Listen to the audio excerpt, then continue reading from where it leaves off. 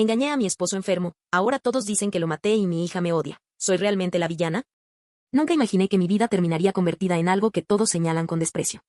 A veces siento que soy la única que ve lo que realmente viví, porque desde afuera es fácil juzgar, pero nadie estuvo dentro de mi matrimonio, nadie sabe lo que significaba despertar cada día sintiendo que me estaba apagando.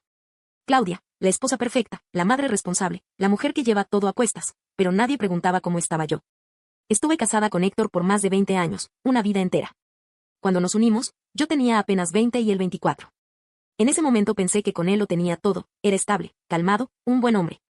Pero con el tiempo esa misma estabilidad se volvió rutina, y la rutina se convirtió en una sensación constante de que todo era igual, día tras día. Como si mi vida estuviera estancada en un mismo punto mientras yo seguía envejeciendo. Y entonces llegó su enfermedad. Hace 3 años, el diagnóstico cambió todo. Héctor dejó de trabajar, dejó de moverse con soltura, dejó de ser él. Su cansancio era permanente, su dolor constante. Y aunque sé que no tiene sentido culparlo, sentía que mi vida se reducía a mantenerlo todo funcionando, trabajar a tiempo completo, pagar las cuentas, estar para Mariela y, además, convertirme en su cuidadora. A veces me sorprendía pensando que ya no era su esposa, sino una especie de enfermera obligada. Héctor se volvió completamente dependiente, y cada conversación giraba en torno a su enfermedad, a sus síntomas, a lo mal que se sentía. No había espacio para nada más, ni para mí, ni para lo que yo estaba atravesando. Era como si hubiera desaparecido dentro del matrimonio y nadie lo hubiera notado. Yo seguía siendo quien resolvía todo, quien ponía la cara en el trabajo, quien volvía a casa a revisar medicamentos, quien intentaba que Mariela sintiera que todavía tenía una familia normal. Me agoté. Nunca quise admitirlo en voz alta, pero me estaba ahogando. Y entonces conocí a Julián. Fue algo que simplemente ocurrió, aunque suene como excusa. Trabajábamos juntos y, al principio, solo hablábamos de cosas triviales. Pero él me veía, realmente me veía. Notaba cuando estaba cansada, cuando necesitaba reír, cuando algo me pesaba demasiado. Me halagaba sin exagerar, me hacía sentir presente, viva. Era más joven que yo, pero eso nunca fue el punto. El punto era cómo me hacía sentir después de tanto tiempo apagada. Al principio me repetía que era algo inofensivo, solo un pequeño escape para recordar quién era yo. Pero conforme pasaban los días, empecé a sentir que merecía algo más que una vida estancada entre medicamentos y silencios incómodos. Me convencí de que buscar un poco de felicidad no me convertía en un monstruo. Que la enfermedad de Héctor no tenía por qué arrastrarme con él. Pero claro, eso no hacía que fuera menos consciente del daño que podía causar si él se enteraba. Y aún así pasó. Se dio cuenta, y verlo suplicarme que me quedara fue doloroso, pero también algo que ya no podía sostener. Él quería terapia, quería intentar arreglar lo que yo sabía que ya estaba roto para mí desde hacía años. Me fui. No fue fácil, pero me fui convencida de que tenía derecho a hacerlo. Lo que vino después, nunca pensé que llegaría tan lejos. Héctor no dejaba de llamarme, de decirme que me necesitaba, y yo traté de poner límites, de aclararle que no podía seguir viviendo únicamente en función de lo que él esperara de mí. Y entonces, 6 meses atrás, tomó la decisión que cambió todo. Mariela fue quien lo encontró. Me llamó llorando, desesperada, diciendo que su padre, que ya no respiraba. Recuerdo quedarme paralizada, buscar palabras que no existían. ¿Qué podía decir? ¿Qué se supone que debía hacer? Yo no tomé esa decisión por él. No fui yo quien lo empujó. Eso es lo que siempre me repito, pero el mundo insiste en atarme esa culpa. Después del funeral, Mariela simplemente me sacó de su vida. Se mudó con mis suegros, no quiso escucharme, no quiso hablarme. Me culpa por todo. Por la muerte de Héctor, por haber seguido adelante, por Julián, por cada paso que he dado desde entonces. Y mientras yo intento reconstruirme, ella me odia por no vivir atrapada en el pasado. Desde que Mariela me cortó de su vida, he intentado entender qué más puedo hacer. Ella cree que todo es blanco o negro, que yo soy la villana absoluta y su padre el mártir perfecto, pero las cosas nunca fueron tan simples. Tiene apenas 16 años, y aunque me duele admitirlo, todavía ve el mundo desde un lugar donde las personas solo son buenas o malas, sin matices, sin cansancio, sin desgaste emocional. Le sugerí terapia varias veces, no porque quisiera librarme de culpa alguna, sino porque pensé que le ayudaría a procesar el trauma. Pero cada vez que le hablaba, se cerraba más. Decía que no tenía nada que tratar, que la única que debía ir a terapia era yo. Y quizá tenga razón, pero eso no cambia el hecho de que necesita ayuda tanto como yo. Mientras tanto, Julián ha sido la única persona que se ha quedado a mi lado. Él conoce lo peor de esta historia, incluso aquello que nunca confesé en voz alta. Me ha sostenido en cada desvelo, en cada ataque de angustia, en cada momento en el que me pregunto si soy realmente la persona horrible que mi hija insiste en ver. Él me repite que no soy mala, solo humana, y que merezco una vida donde no cargue con todo. A los pocos meses de perder a Héctor, me mudé con Julián. No por huir, sino porque con él sentía algo que había olvidado, la sensación de estar acompañada. De no ser únicamente la mujer que resuelve problemas, que soporta silencios, que vive a través de responsabilidades ajenas. Con Julián podía respirar. Pero para Mariela eso fue una traición final. Según ella, mudarme con él fue como firmar un documento que confirmaba su versión, que yo había destruido nuestra familia y que ahora solo me interesaba mi propia felicidad. No lo dijo con esas palabras, pero lo dejó claro en cada mensaje que jamás respondí. No sé cuántas veces intenté acercarme después del funeral. Llamadas, mensajes, correos, todos quedaron en visto o fueron bloqueados. La última vez que hablamos por teléfono, antes de cortar contacto por completo, me dijo que yo había elegido mi camino cuando me fui de casa. Que ahora debía vivir con las consecuencias. Que no quería tener nada que ver conmigo mientras siguiera con Julián. Sé que está dolida. Sé que sufre. Pero no puedo permitir que ella decida qué vida debo vivir ahora. No puedo quedarme atrapada en un duelo eterno solo porque ella no está lista para seguir adelante. No puedo sacrificar todo lo que soy para compensar una culpa que no debería cargar sola. Y aún así, cada día siento ese peso en la espalda. A veces pienso en llamarla, en insistir una vez más, pero siempre termino frenando. No porque no quiera, sino porque sé que cualquier palabra que diga se interpretará como un ataque, como un intento de hacerme la víctima. Y estoy cansada. Cansada de que cada paso que doy se vea como una falta. Cansada de ser tratada como si yo hubiera tomado la cuerda con mis propias manos. Pero lo que más me duele es que Mariela no quiera conocer a Julián ni darle una oportunidad. Ni siquiera intenta entender que él llegó cuando yo ya estaba rota, que no fue el causante de nada. Para ella es más fácil pintarlo como el hombre que reemplazó a su padre. Y sé que a su edad es normal ver las cosas así. Pero también sé que en algún punto tendrá que madurar, aceptar que la vida no se detiene por un solo dolor, por más grande que sea. Esa es la verdad que Mariela se niega a ver. Yo no seguí adelante por capricho. Lo hice porque estaba a punto de desaparecer. Y ahora estoy aquí, tratando de reconstruir algo que se parece a una vida, mientras ella insiste en dejarme atrás como si fuera un castigo merecido. A veces entro a Reddit buscando un poco de comprensión, algún comentario que me haga sentir que no estoy completamente equivocada, pero lo único que encuentro es gente lista para atacar. Cuando publiqué mi versión de lo que pasó, creí que al menos alguien entendería lo que había vivido, pero en vez de eso recibí insultos, burlas, juicios de personas que no estuvieron ahí cuando mi matrimonio se desmoronaba. Dicen que me hago la víctima, que abandono responsabilidades, que lo que hice es imperdonable. Nadie menciona lo que yo llevaba cargando encima desde hacía años. Nadie piensa en cómo se siente vivir al lado de alguien que dejó de ser tu compañero y que, aún así, te necesitaba para absolutamente todo. Y entonces, como si todo lo anterior no fuera suficiente, Mariela decidió publicar su propia versión. Leerla fue como recibir un golpe directo en el pecho.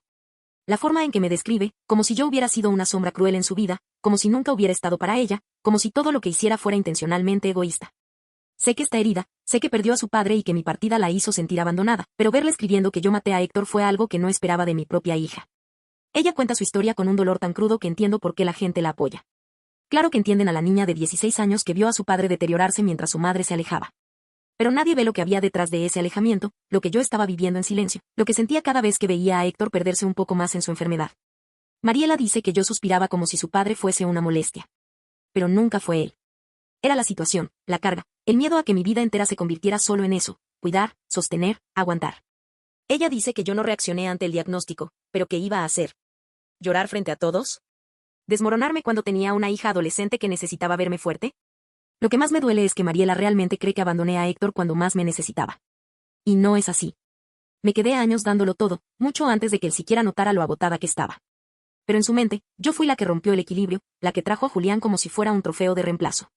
Cuando leí que me llama la mujer que lo destruyó poco a poco, sentí algo en el estómago que no sé si fue tristeza o rabia. Porque no puedo ser la única responsable de la decisión que Héctor tomó. Nadie puede atribuirle la muerte de un hombre a una sola persona, por más dolor que haya en la ecuación. Después de su actualización, la gente se volvió aún más dura conmigo, y mientras intentaba explicarme, mientras buscaba al menos un poco de empatía, Julián me dijo que tal vez debía dejar de justificarme ante desconocidos que nunca van a ver más allá de lo evidente. Tal vez tiene razón, pero igual duele. Mariela insiste en que la abandoné.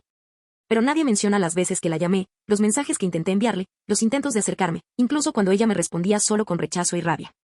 Dice que ahora va a terapia, que está buscando sanar, y aunque me alegra saberlo, también me cuestiono por qué nunca quiso escuchar esa opción cuando se la propuse yo. La verdad es que no sé qué más hacer. Me siento atrapada entre mi necesidad de seguir adelante y el papel de villana que todos parecen empeñados en asignarme. Y mientras tanto, mi hija sigue repasando una y otra vez la misma versión de la historia, como si repetirla bastara para convertirla en la única verdad posible. Si algo me queda claro es que ella ya decidió quién soy en su vida. Y ahora no sé cómo, ni si es posible, cambiar eso. Después de leer la segunda publicación de Mariela, sentí una mezcla extraña entre cansancio y resignación. No importaba cuántas veces intentara explicar mi versión, ella la desarmaba de inmediato y la pintaba como una manipulación más. Decía que yo mentía, que reescribía la historia para verme mejor, y tal vez eso fue lo que más me impactó, que pensara que todo lo que digo nace de una intención oscura. Mariela está convencida de que la abandoné. Que mientras su padre se deterioraba, yo simplemente me alejé porque la vida dejó de ser cómoda. Esa es la parte que más repite en sus publicaciones, como si se aferrara a esa narrativa para justificar su dolor.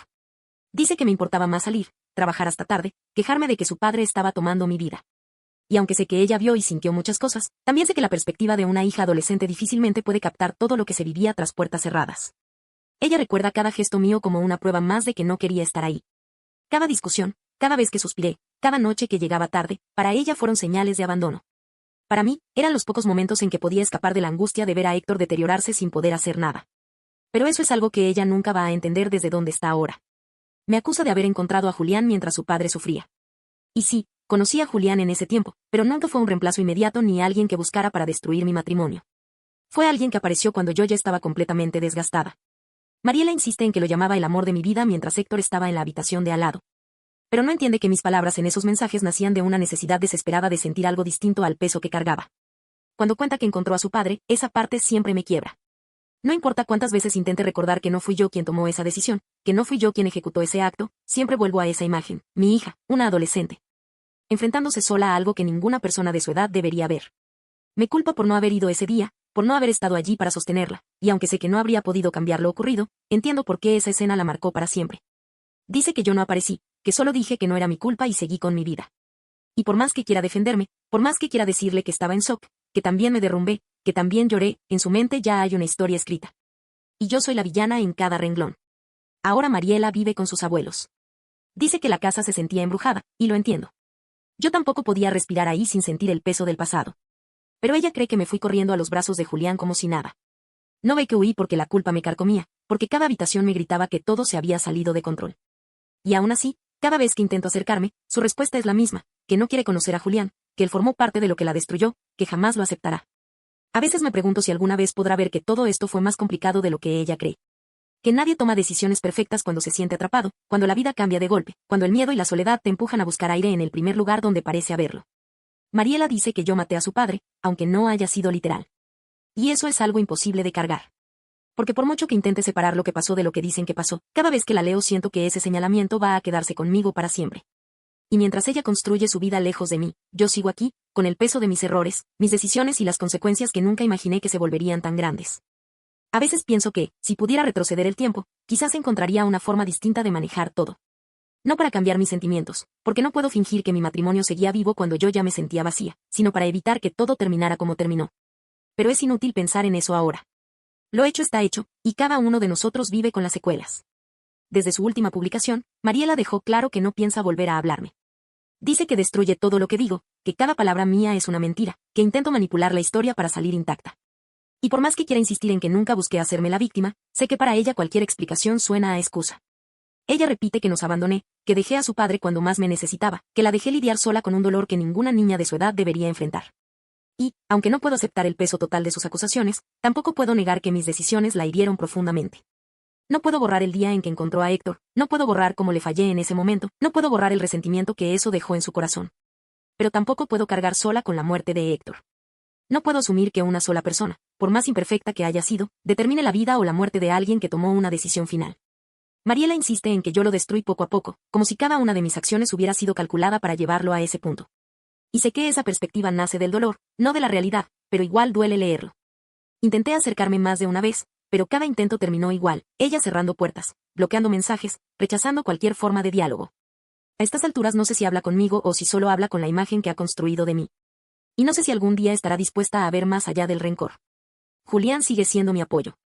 Me sostiene cuando todo esto me pesa demasiado, cuando siento que no tengo derecho a sentirme triste porque, según muchos, soy la causante de todo. Me recuerda que no soy la mujer monstruosa que todos imaginan, que soy alguien que cometió errores, sí, pero también alguien que intentó sostener una vida que se le escapaba de las manos desde hacía años. Pero incluso con su apoyo, la culpa sigue apareciendo en silencio. Y sé que va a acompañarme por mucho tiempo. No por lo que dicen los demás, sino porque yo también me cuestiono constantemente.